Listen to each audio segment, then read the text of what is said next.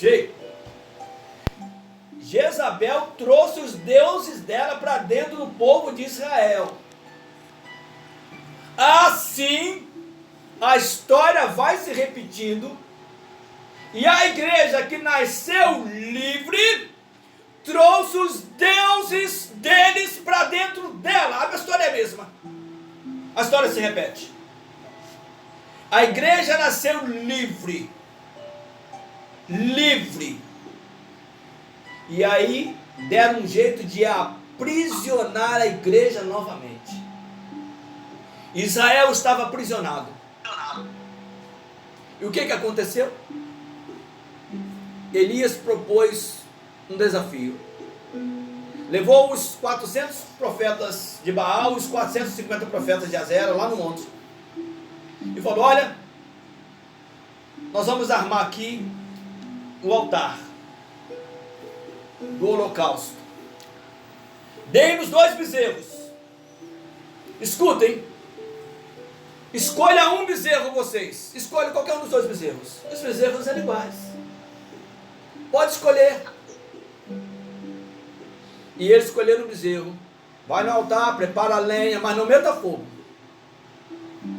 Não meta fogo. O Deus que responder com fogo, esse será Deus.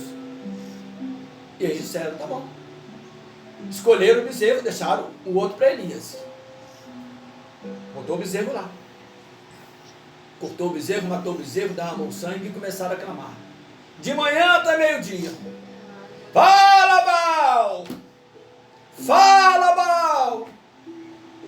Se cortavam com suas lancetas, derramavam sangue, já estavam exaustos. E Baal não respondia. E Elias disse: clame mais alto. Pode ser que ele esteja dormindo. Ou, de repente, foi fazendo uma viagem. Clame mais alto. E Elias zombou deles. Riu deles. E aquele momento, irmãos, o que estava acontecendo fora da vista dos homens do mundo espiritual era terrível. Que aquele lugar estava cercado de principados e potestades. Porque Jezabel, o principado que estava em Jezabel é tão terrível que ele é citado em Apocalipse. Tenho contra ti que toleras Jezabel.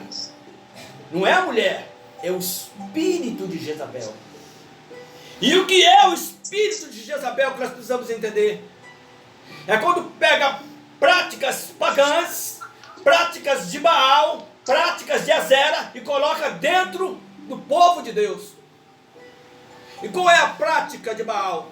Se vocês olharem nas cidades do mundo, vocês vão ver Baal.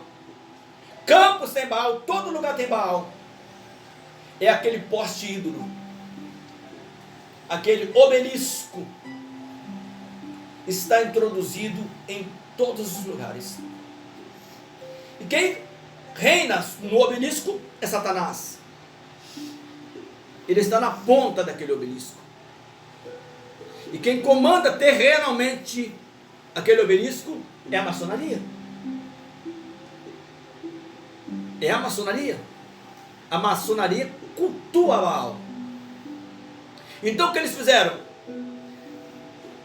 Qual o símbolo da maçonaria? É a régua, esquadro e o compasso. Eles são os construtores. Construtores de templos. Eu já falei, a segunda igreja batista, aquele prédio primeiro, é uma obra da maçonaria. A primeira igreja batista de Campos é uma obra da maçonaria. O seminário batista de Campos é uma obra da maçonaria. E o que Cristo diz a respeito disso? A pedra que os construtores rejeitaram, esta foi posta como pedra principal. A primeira pedra, a pedra de esquina. E quem se lançar sobre ela será salvo. Mas eles trouxeram tudo isso para dentro da igreja. Ou melhor, eles colocaram a igreja dentro disso. Assim, como Jezabel trouxe para dentro de Israel essas práticas. A história se repetiu. Mas você falava para o povo de Israel, eles não davam ouvidos. Você fala hoje e as pessoas também não dão ouvidos. E aí, como Deus não respondeu, Elias disse: agora eu vou preparar. Pegou as 12 pedras, uma de cada tribo, botou a lei, cortou o bezerro, botou lá, pegou a água, jogou 1, 2, 3, 4 vezes. E aquilo ali é muito significativo, não dá para falar agora. E aí ele começou a clamar: responde-me, Senhor. Sabe que hora que ele começou a clamar? Sabe que hora? Na hora do sacrifício da tarde. Elias matou o bezerro na hora do sacrifício da tarde. Quem morreu à tarde? Cristo. Depois que Cristo morreu, depois que o bezerro foi sacrificado, o que aconteceu? Desceu fogo do céu. Depois que Cristo foi sacrificado, o que desceu? Em Pentecostes, o Espírito Santo. Cara, Elias estava mostrando claramente a morte de Cristo e a descida do Espírito Santo. Como não crer nas Escrituras? 1500 anos antes Moisés instituiu a Páscoa. 1000 anos antes Elias estava ali lutando com os profetas de Baal. E 1000 anos depois o que Elias fez se concretizou em Cristo. Então desceu fogo do céu. E essa diferença que eu já tenho dito, a diferença entre os profetas de Baal, que estão dentro das instituições, e os profetas do Senhor que estão fora das instituições, é a resposta. Aquele que responder por fogo, esse é Deus. Eu te pergunto, quando você ora, Deus responde por fogo? Responde-me, Senhor, responde-me. Responde-me, Senhor, para que este povo saiba. Então não adianta, esses sinais seguirão os que crerem. Irmãos, tem que ter sinais. Não faz como antes, conversa, que conversa é essa? É porque Baal se instituiu, Azera se instituiu, e não há fogo, então há uma desculpa. E depois disso, Elias aniquila os profetas de Baal, os profetas de Azera, e aí Jezabel fica sabendo que é o principado. Aí Deus deixa Elias um pouco à vontade, sem o poder que ele estava. Elias teme. Elias não temeu uma mulher, Elias temeu um principado, porque lá no monte ele lutou e venceu o principado, mas ele veio atrás de Elias, e Elias fugiu. E o que faz aqui? Elias comeu, o anjo veio e comeu, e com a força daquela comida ele caminhou 40 dias e entrou numa caverna e ficou na caverna. Aí de repente veio um vento, um fogo, um terremoto. O Senhor não estava nem no vento, nem no fogo, nem no terremoto. Imagina Elias naquele lugar, um vento, um fogo, um terremoto. Elias, não estou aguentando mais. Chega para mim, chega, não aguento mais. Esse povo é rebelde. A gente fala, as pessoas não ouvem. Aí vem uma voz mansa e delicada. O que fazes aqui, Elias? Cara, Deus te conhece. O Senhor, quando foi encontrar com a mulher samaritana, ele ficou ali esperando ela, porque ele a conhecia.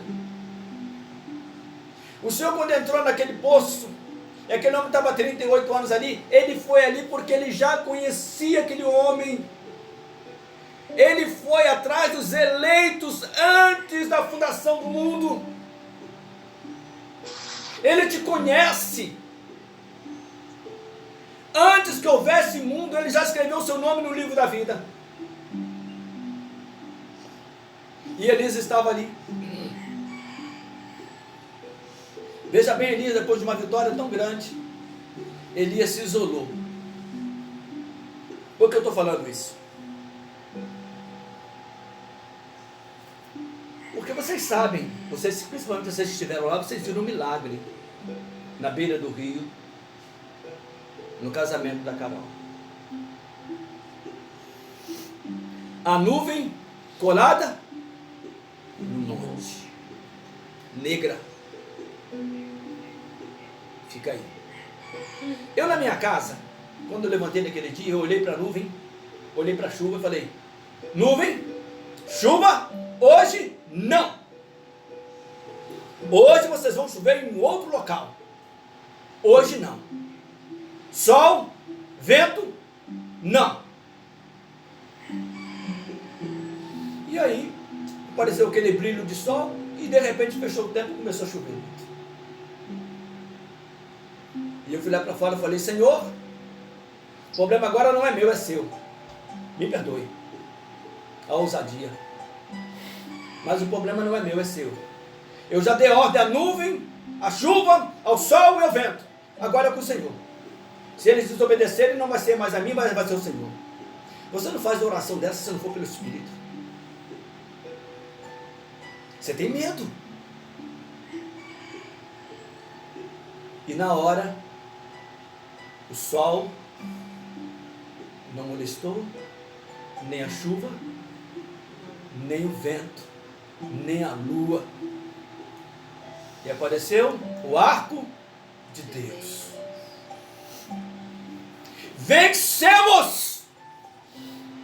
Um milagre, mais um milagre. E aí o que acontece? Aleluia, glória a Deus, vencemos.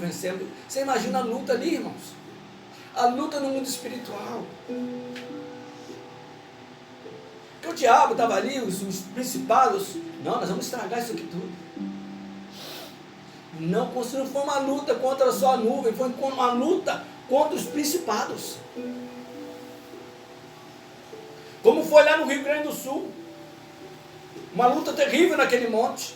E vencemos. E aí acabou. Passou os dias. Eu fui para minha casa. E eu literalmente entrei numa caverna. Eu fiquei quieto. Fiquei quieto vários dias. E eu tinha dito para o Senhor que eu não ia ficar quieto, mas eu fiquei quieto vários dias. Parado. Uns 2 meses parado praticamente. Muito parado. Aí o Senhor, essa semana, de madrugada, já de dia, ele falou: o que fazes aqui? O que você está fazendo? Olha, eu estou aqui, Senhor. Eu estou aqui. Ele: volta. Eu te chamei, eu te escolhi. Volta. E eu: tá bom, Senhor, eu vou voltar. E eu não voltei durante o dia. 2h40 da manhã. O Senhor faz assim: levanta. Cara, o homem não sabe o que é sofrimento. Não sabe.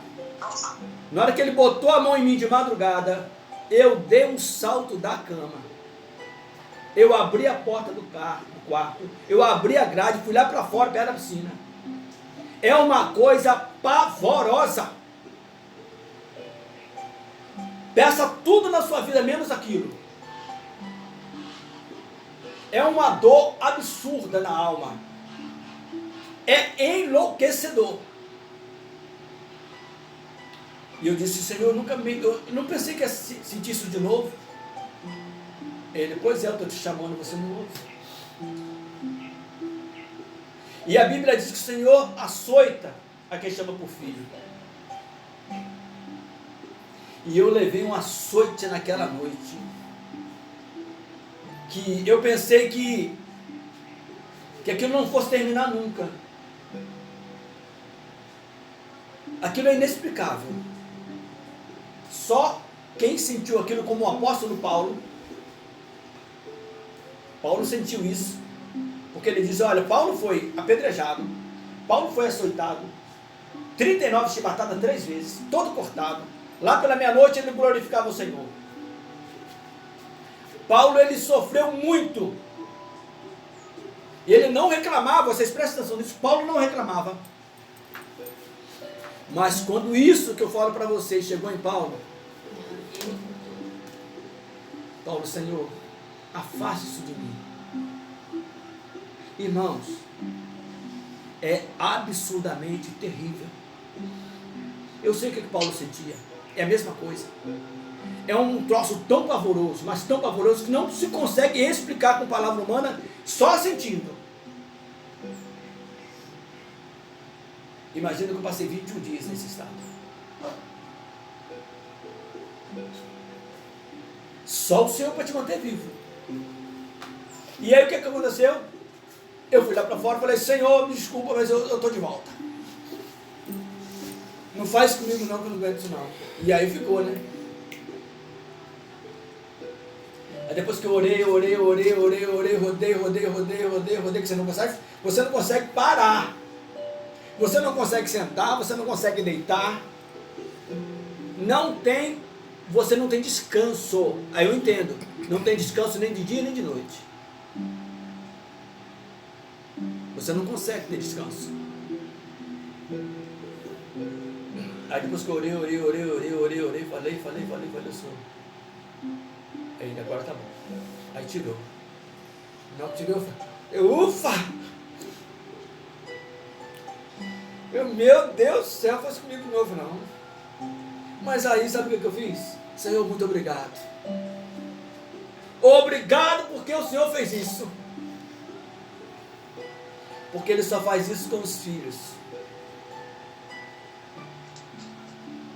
Ele só faz isso com os filhos.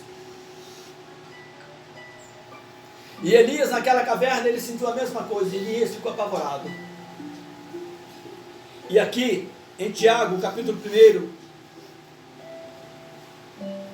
versículos de 1 a 4, diz assim: meus irmãos, tende grande gozo quando cairdes em várias tentações, sabendo que a prova da vossa fé produz a paciência. Tenha, porém, a paciência a sua obra perfeita, para que sejais perfeitos e completos, sem faltar em coisa alguma.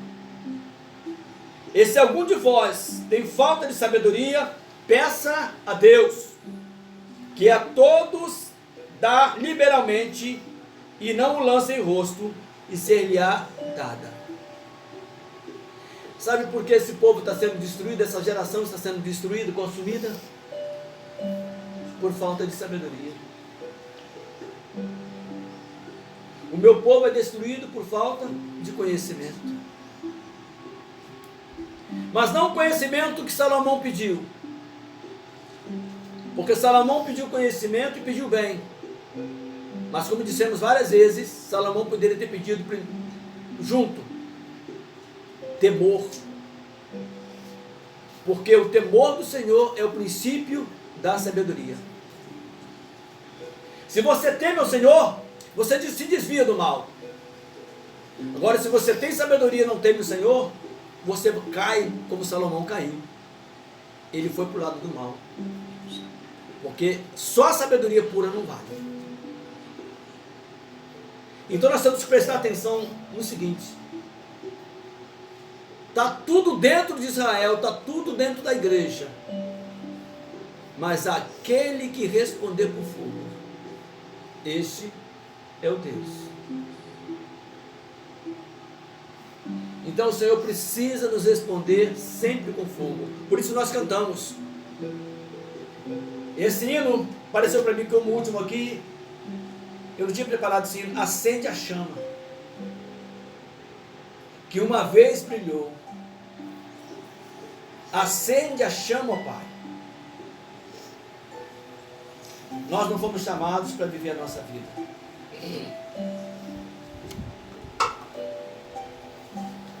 Vocês lembram de João Batista? Com certeza, João Batista. João Batista frequentava qual igreja? Qual instituição João Batista frequentava? A instituição do deserto. João Batista morava no deserto. É uma voz que clama no deserto.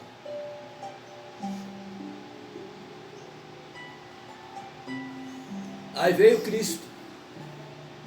Aquele que vem após mim é maior do que eu não sou digno de abaixar e desatar as sandálias, as correias da sua sandália. Aí veio Cristo depois de João Batista. Cristo frequentou com a igreja. Primeiro ele foi para o deserto. Depois ele ia de cidade em cidade. Por quê? Porque se o Filho vos libertar, verdadeiramente sereis livres. Mas para isso acontecer, você precisa conhecer a verdade. Então peça sabedoria ao Senhor. Porque as práticas pagãs estão de volta. Como por exemplo, o 25 de dezembro, que não é o nascimento de Cristo.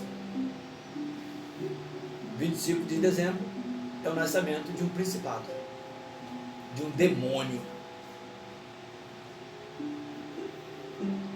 E a igreja trouxe essas práticas para dentro dela. Colocou a igreja dentro dessas práticas pagãs. Cristo nasceu uma data totalmente diferente. Era inverno. Uma data totalmente diferente. Mas homenagearam a Deus, um Deus pagão. Eu já botei lá no grupo. E o que aconteceu? Vocês acham normal isso? Sereis odiados de todas as nações por causa do meu nome? Natal é amado de todas as nações, não é odiado. Só você prestar atenção. Essa comemoração, ela é amada pelo mundo, não odiada. Então uma coisa estranha, Cristo diz que vocês serão odiados, não amados.